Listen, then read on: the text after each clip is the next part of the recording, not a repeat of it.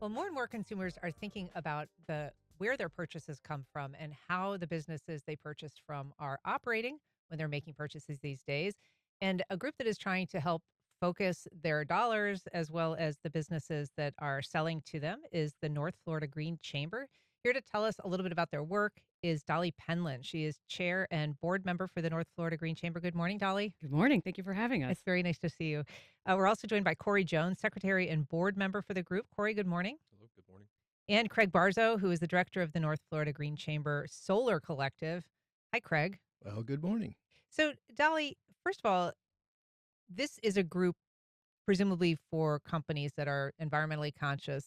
What does that mean, practically speaking? What do you ask of a company that is interested in joining the chamber or being labeled a green business? So we focus on the three P's: people, planet, and prosperity. So, making sure we're taking care of our people internally as well as our customers, taking care of and investing back in our communities, right?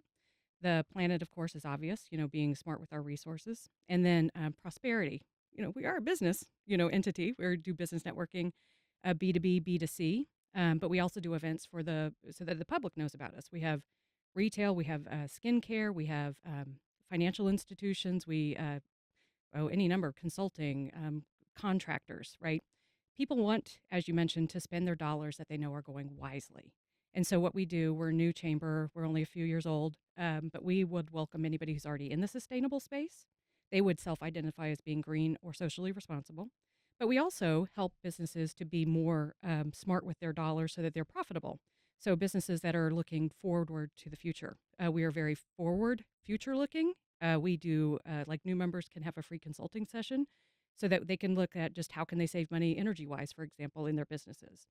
We have a lot of folks who come to our networking events so that they can meet other businesses that are in that space or that are looking to move to that space. We just had our big annual fundraiser last week, and one gentleman has a ranch. And he came there because he wants to be smart, not just in how his ranch operates, but helping people understand, what it is that he does, getting back to nature. Corey, as Dolly mentions, there is interest certainly on the consumer side for companies that are being good stewards of the environment and contributing to a healthier planet. But businesses, of course, are also interested in carrying that label. So, how rigorous is the Green Chamber when it comes to making sure people aren't joining simply to create an aura that they're doing something sustainable or good for the planet, but maybe not walking the walk? Yeah. Well, I mean, we have you know, first, I guess I'll say that, the Green Chamber is open for anybody, right? So even if there's folks that aren't necessarily, in a sustainable space right now with their business practices, part of the Green Chamber membership is learning about how they can become more sustainable.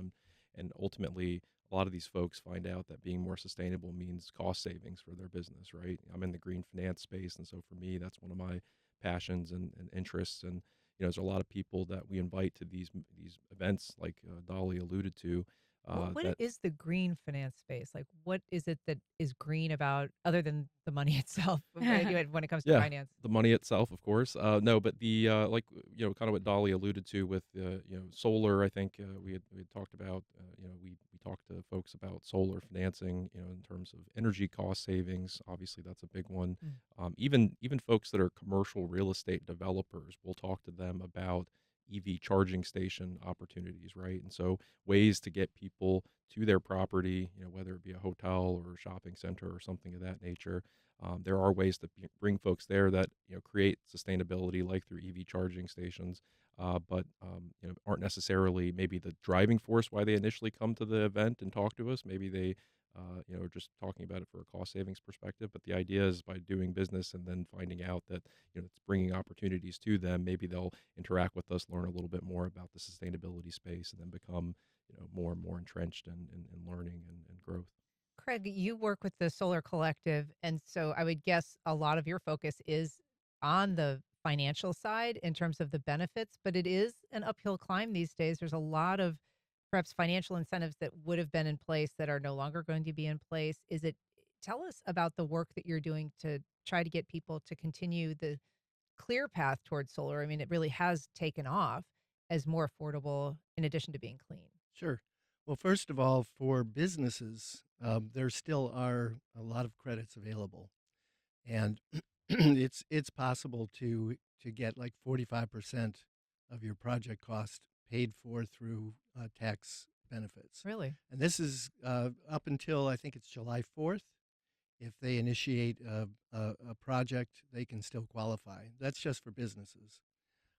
For residences, the the thing is, this is still the least expensive way to get your energy. The return on investment, if you have the capital, is going to be 200 to 300%. What else can you buy that you have to have and get that kind of a return? So we're seeing still an awful lot of interest. We've got a lot of projects that are going on already on the books for this year. They're people who know that it's the right thing to do. Plus, it does make financial sense.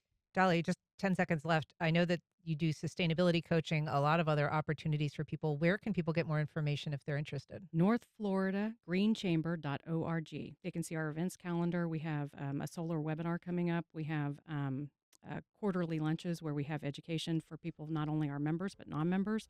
We're going to be at the Riverside Arts Market for Earth Day on April 25th with the St. John's River Keeper. Excellent. Well, I really appreciate you coming on today. Dolly Penland, Corey Jones, Craig Barzo, thank you so much.